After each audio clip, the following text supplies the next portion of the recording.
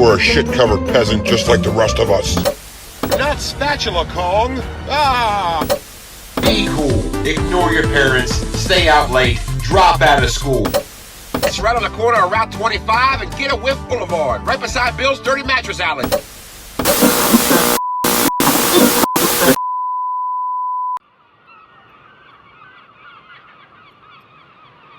Ahoy there, mates. Welcome aboard the VHS pirate ship. Today, we're gonna... Greetings! Oh, hey, little creep. Hello there! What are you up to? Oh, not much. What is that smell? Oh, that would be me. I've been preparing for today's adventure. I've been getting dirty and hairy. I've been growing my hair out and accumulating an exuberant amount of filth. Oh, dirty, hairy. Oh. Is there something wrong? Well, hairy as in the name and dirty as in code of conduct. Oh, I get it. Yeah, I can be so literal sometimes. Well, that's all right. A simple misunderstanding. In fact, the Dirty Harry film series has a lot of misunderstandings about it. What do you mean? Well, a lot of misconceptions. People really don't know that film series as well as they think. Intriguing. I thought everyone knew about the Dirty Harry movies. Oh man, you smell like a burning dumpster filled with taco meat. Thank you, I really tried on this one. You sure did.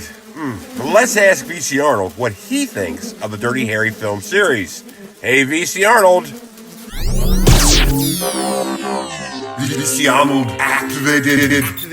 Processing inquiry. Data retrieved. The Dirty Harry motion pictures are some of the most popular films, yet also the most misunderstood. They are often misgenred, leading to many misconceptions from the public. They're revered as action movies, when in reality they are crime dramas. And yes, there is a difference. Idiots! The key character, Inspector Harry Callahan, otherwise known as Dirty Harry, is one of the most well-known characters in popular culture. And yet many people do not know the Dirty Harry films, let alone how many there are.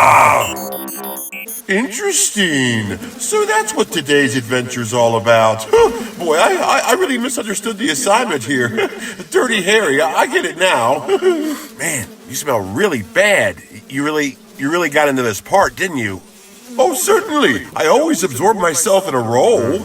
Bloody method actors. Anyway, mates, let's take a look at the Dirty Harry film series and go on a journey of discovery. And sit back, relax, and make sure you reload, because it's today's adventure, discovering Dirty Harry. Oh boy, this is gonna be a good time. Man, you don't even have flesh. How do you have BO? That doesn't make any sense. Anyways, mates, enjoy today's adventure. Yo ho ho, time for the show. Yar! Yar! Ew. Sorry.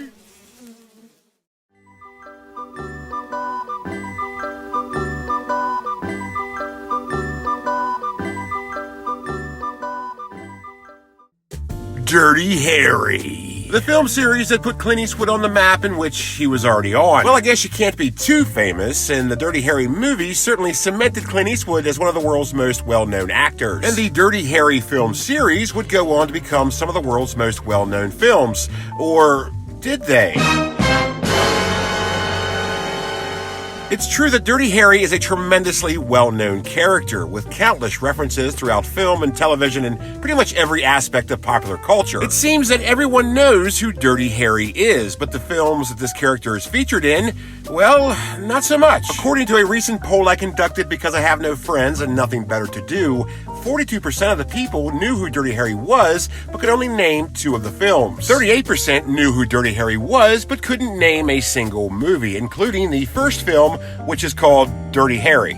So that was awkward. And the remaining 20% were ducks I saw at the park. Now, of course, these numbers don't speak for everyone, and there is a small amount of people who are very familiar with the Dirty Harry movies, and perhaps you yourself are among that lot. But it seems that generally, people just aren't as familiar with those films as they think they are. And I must say that I am among that number. Yes, it had recently occurred to me that out of all the movies that I've seen in my lifetime, the Dirty Harry film series is not on that long list, which admittedly is very surprising, but apparently not uncommon. In fact, Hardly so. Yes, it seems that many people don't know dick about the Dirty Harry movies. And this is a case of the character becoming more popular than the work they're featured in. Which I know is confusing and doesn't seem like that's actually a thing, but it is. Think about it. How many movies does the Wolfman have? Or how many movies feature Frankenstein's monster, the Universal Pictures version, of course? How many movies feature Jason Voorhees, or Freddy Krueger for that matter? Now, of course, if you're a fan of these film franchises, then you probably know the answer to all those questions. But the point is, the general public knows of these characters,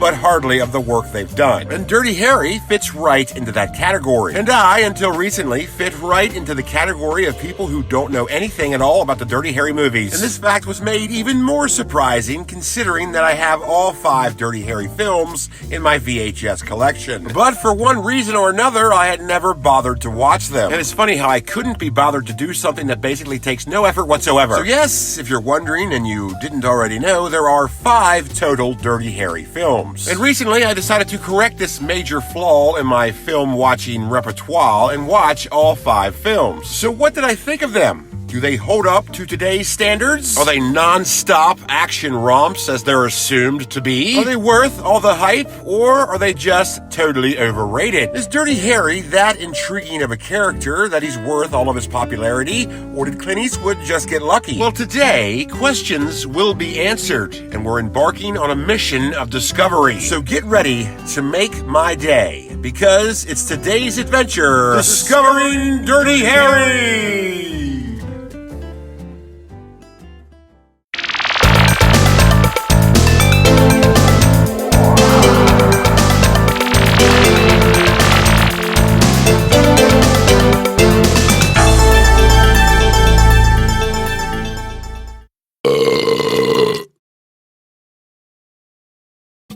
When embarking on missions of discovery, it's always important to start at the beginning. And the saga of Harry Callahan starts in 1971 with the release of Dirty Harry. And that title in no way reflects his personal hygiene. And this film was an instant hit in every sense of the word, raking in a $36 million box office to counter a $4 million budget, making its profit margin ridiculously huge. Dirty Harry was a critical and commercial success. However, it did have its share of detractors. Yes, this movie stirred up quite the controversy when it was released, and some people began criticizing it with heavy words such as fascist and authoritarian, and other such terms in which they were clearly not exactly sure of their correct meaning. This movie was taken very seriously, to the point where some of the cast was dramatically affected. Actor Andy Robinson's performance as the main villain Scorpio was so convincing and infuriating that he actually received death threats. So many, in fact, that he had to reside under police protection for a number of weeks, which is pretty ironic if you've seen the film. Yes, there certainly was a lot of hubbub and hullabaloo surrounding this movie. And for all the criticism this movie received, there were many people who dug it and saw it for exactly what it is.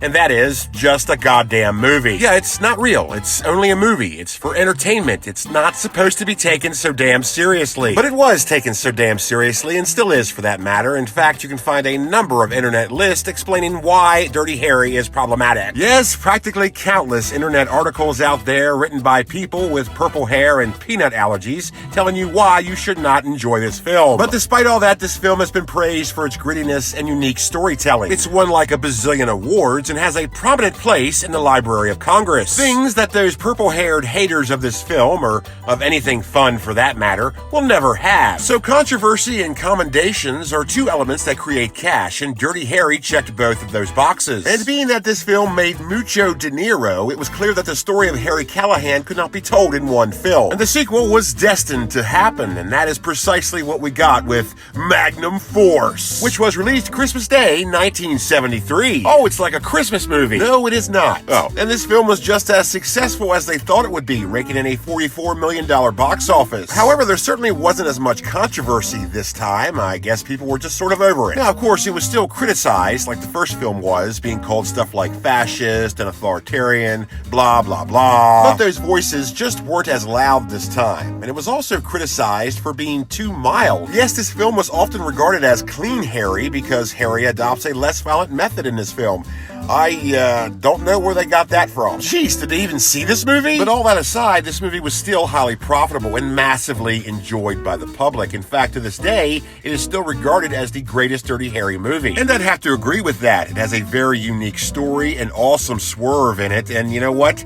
I'm not going to tell you too much more about it in case you haven't seen it. I don't want to spoil it for you. In fact, I'm not going to go into great detail about any of the plots of any of the Dirty Harry movies for the same reason. Magnum Force is not only a great movie, it also showed the world a different side to sequels. Meaning that this movie is a sequel that's not really a sequel. It has nothing to do with the first Dirty Harry film. It's just sort of a follow-up tale. It's like another episode of a very long cop show. And that is a pattern that continues throughout all the Dirty Harry films. They have nothing to do with each other except the inclusion of Harry Callahan and friends, giving us a new breed of sequel. And I go into great detail about this in the adventure, The Psychology of Sequels. Magnum Force was a real moneymaker, and the saga of Harry Callahan was not going to end there. And this cop drama cash cow would continue forth with The Enforcer, which was released in theaters December 22nd, 1976. Oh, is this one a Christmas movie? No. Damn it. But it was another moneymaker, taking in a $46 million box office to counter a $9 million budget. So once again, and as with all the Dirty Harry films so far, the profit ratio was incredible. But how about its accolades? Did this film cause any controversy? Well, it seems the biggest controversy was the fact that not a lot of people like this film. It's not very well regarded, and even though it made a lot of money at the box office, the critics tore it apart. It was called stuff like flat and thrillless, and once again, I don't know where they're getting this stuff from. I liked it. Well, it's all subjective, and I suppose compared to the first two films, it is a little disappointing. So by this time, Dirty Harry was a pop culture icon, a character in which everyone knew, or at least heard of. And this well-established popularity has given this character 3 films. And we would come to find out that 3 films was simply not enough. Or would we discover that the Dirty Harry film series should have stopped there? And what sort of legacy did the Dirty Harry film series leave on the home media landscape? We'll talk about it when we come back. Don't make my day just yet. Discovering Dirty Harry will return after these messages. Back to school time means crunch time for dinner time, and let Bagok's Chicken save you some time with the best chicken in the business. Greasy, salty, good. Things all right for the picking down here at Bagok's Chicken. Save the hassle on those busy work nights and let Bagok's Chicken do the cooking. Greasy, salty, good. Pick up a Big Mother Clucker Bucket. 12 pieces of your guess is as good as mine for only $24.99. Greasy, salty, good! And for a limited time, add a 10-pound brick of slop slaw, only $5.99. Things all right for the picking down here at Bagok's Chicken. And be sure to pick up a 20-piece of the all-new Chicken Chunkets, only $7.99. Greasy, salty, good! Yes, random hunks of all-white meat chicken. Add one to a Big Mother Clucker Bucket because what goes better with chicken than more chicken? Greasy, salty, good! Let Bagok's Chicken help with the crunch time of dinner time. Things all right for the picking down here at Bagok's Chicken.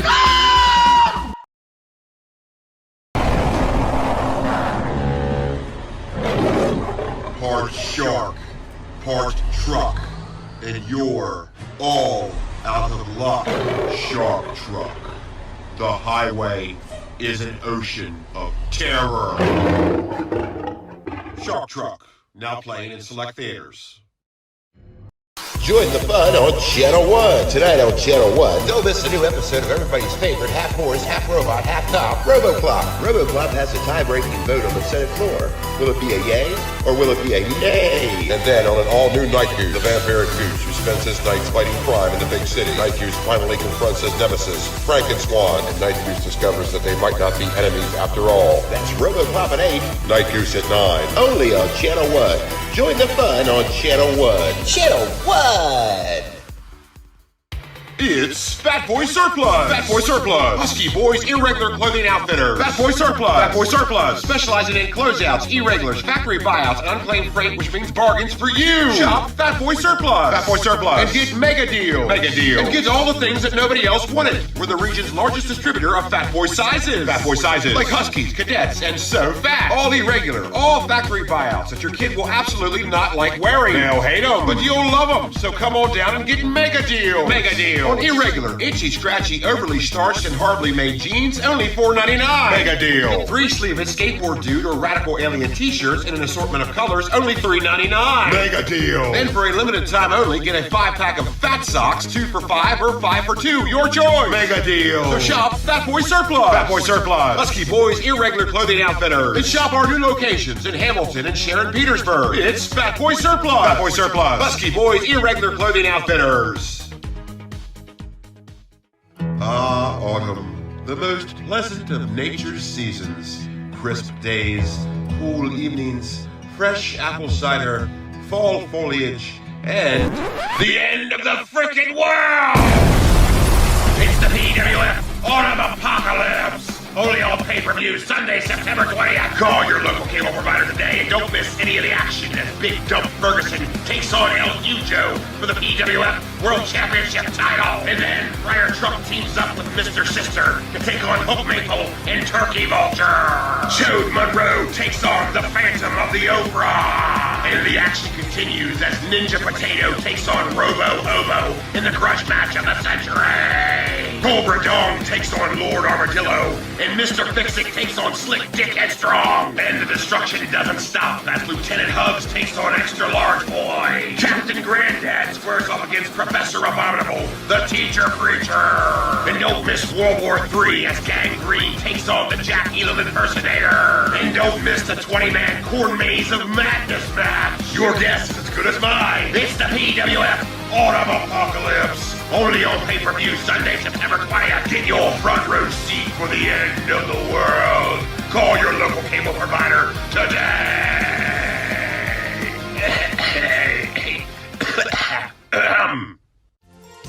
We now return to Discovering Dirty Harry. At this point in time, the Dirty Harry film series is kicking, giving popular culture another character and the world another action movie franchise. So far, the Dirty Harry film series has been covered in gritty glitter, but all that glitters is not gold. And sometimes a movie series should quit while it's ahead. But Dirty Harry doesn't know the meaning of quit, and we would get a fourth Dirty Harry movie with Sudden Impact, which was released in theaters December 9th, 1983. The initial response upon its release was good.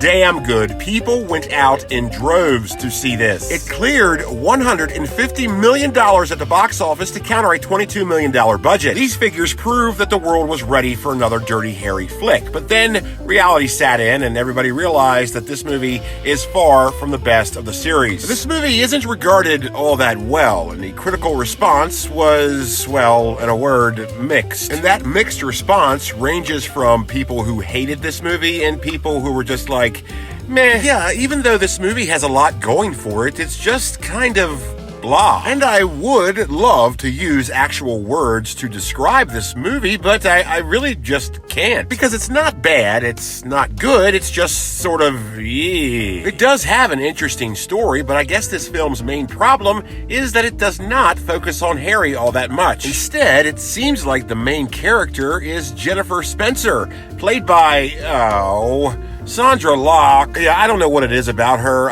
I just don't like her. I can't really explain why, but you know how that is. Sometimes there's just actors and actresses you just plain and simple don't like. In real life, her and Clint Eastwood were an item, which is basically the only reason why she was in this film. Oh, that explains it. And since Eastwood directed this film, it came as a surprise to absolutely no one that Sandra Locke would have basically the lead role. Now, for all of its meh and blah aspects, Sudden Impact does have a certain charm. Again, it does have an interesting story, which I won't be revealing because, like I said earlier, no spoilers. And it does have a healthy dose of good old-fashioned vigilanteism as Sandra Locke becomes the dick shooter. Okay, they don't call her that in the film, but that is her character's MO. shooting dicks. Aside from all the dick shooting, this movie is also known for giving Harry his famous catchphrase, "Go ahead.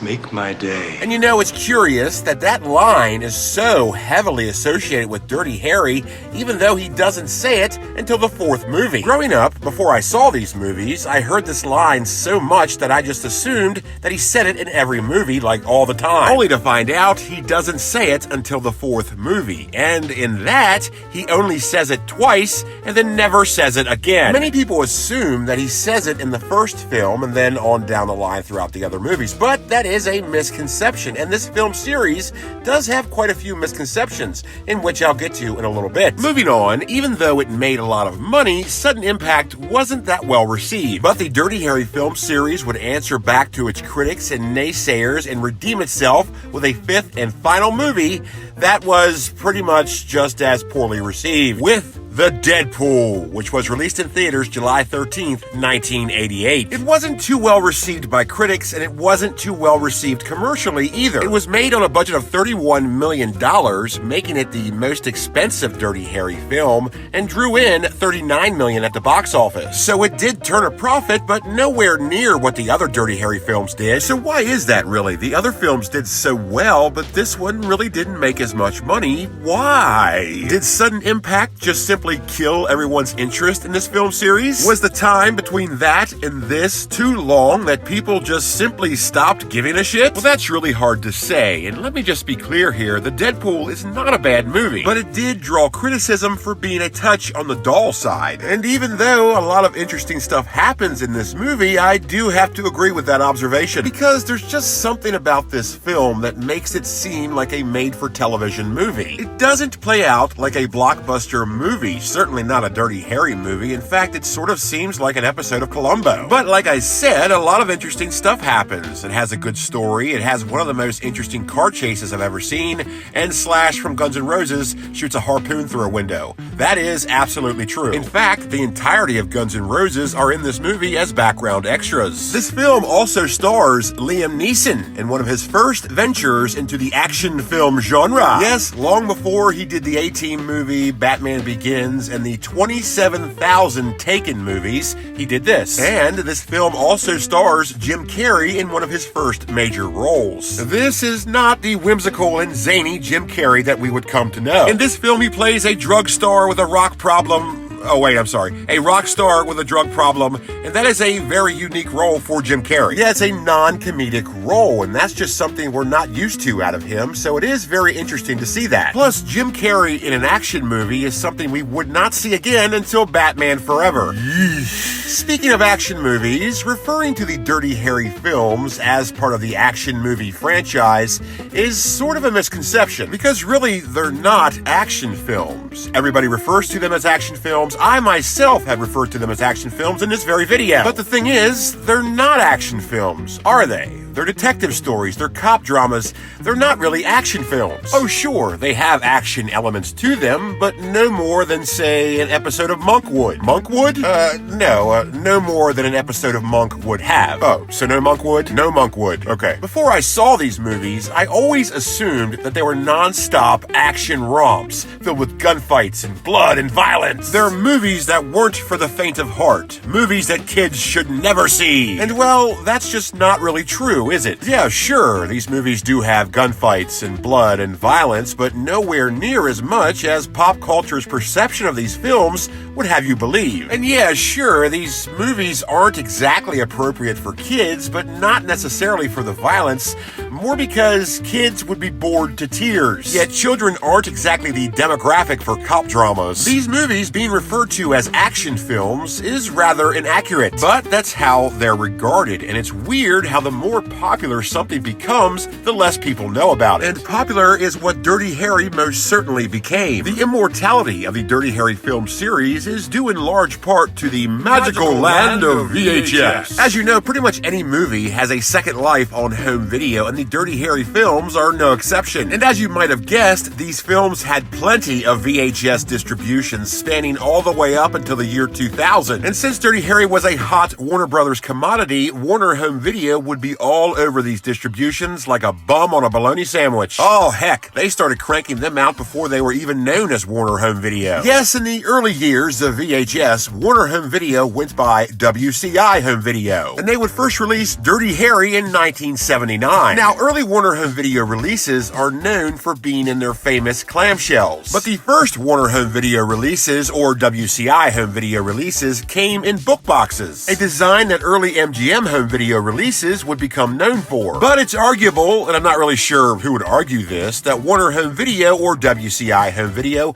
were the first ones to do it. As we know, Warner Home Video or WCI Home Video would eventually abandon this design in favor of the clamshell, but they would release Magnum Force before doing so, and Warner Home Video would re-release Magnum Force and Dirty Harry in the said clamshell in 1981, and then they would release Dirty Harry again in 1986 in just a regular old sleeve. They would then release Dirty Harry as well as the other Dirty Harry films in 1991 that were available separately or as part of a box set, which, much like the Die Hard VHS box set, was something you got your dad for Father's Day, because the Dirty Harry films are most certainly dad movies. They would release Dirty Harry again in 1997 as part of their Warner Brothers Classics collection, which somehow was different than the Warner Brothers Hits collection from the same year in which the other Dirty Harry films were released in, so I'm not really sure what's going on there. They would then release Dirty Harry one last time in the year 2000 as part of another box set, the Clint Eastwood collection, which was something else you would buy your dad. Warner Home Video would release Magnum Force in 1990 and again in 1997 as part of the aforementioned Warner Brothers Hits collection. And of course, it was also released in the year 2000 as part of the Clint Eastwood collection box set, as well as the other Dirty Harry films, so just go ahead and check them off. The Enforcer was first released on VHS in 1981, and Warner Home Video would show it some clamshell love. They would release it again in 1987 in just a normal sleeve, and then they would release it in 1997 as part of their Warner Brothers Hits collection. Warner Home Video would first release Sudden Impact with some clamshell love in 1984. They would release it again in 1987, this time without the clamshell love, and they would release it again in 1997 as part of their, well, you probably guessed by now, their Warner Brothers Hits collection. Warner Home Video would first release The Deadpool in 1989 and again in 1991. And this should come as no surprise whatsoever, they would release it again in 1997 as part of their Warner Brothers Hits collection. See, like I told you, many VHS distributions through the years, and that's not even counting the non-North American releases. But I'm only going to talk about the North American versions for the sake of time. So what's the availability of these North American VHS releases today? How easy are they to find? Well, there is a high probability of success of finding the later issues in thrift stores. That's where I found all of mine. But the likelihood of finding the early releases in the wild is very slim. However, they are relatively easy to find on popular internet shopping sites. Now, as far as the first VHS releases of Dirty Harry and Magnum Force, well, good luck. Not very common. Anywhere, anytime, and I was lucky enough to get the first Magnum Force via my buddy at Mondo Cinema. Thanks, John.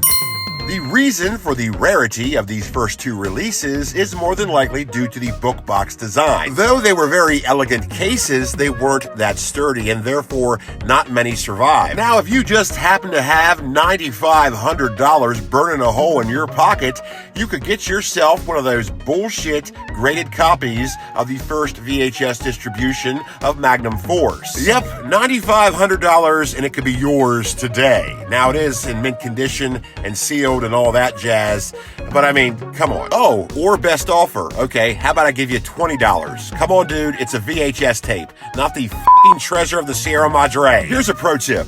Don't buy any tape for $9,500. And $20 shipping? If you're selling a tape for $9,500, that shipping better be free. But I digress. So anyways, upon finally seeing these movies, what did I think of them? Do they hold up? Well, since I didn't see them upon their initial releases, I have nothing to compare that to, so I couldn't tell you if they hold up or not, but I will say, I did enjoy them. They are highly watchable. Even the latter two lesser regarded films films have a certain appeal. And I must say that all of my presumptions about these movies were completely wrong. I had always just assumed that they were non-stop violent bloodbaths, but they're hardly that. And at first, I really didn't get it why Harry was so popular. Ooh, a gritty cop. Oh, that's original. But then I realized that I was an idiot. The concept of the gritty cop comes from Dirty Harry, at least primarily. That idea was not a thing until this movie came along. I'm sure there might be some lesser-known examples that predate Dirty Harry, but nobody cares. Harry Callahan is the archetype for the gritty, troubled cop character and set the standard. In 1971, this was a totally new concept, an original idea that took the world by storm. Now, admittedly, before I had seen these movies, the only knowledge I had of Dirty Harry was obtained through the numerous references in pop culture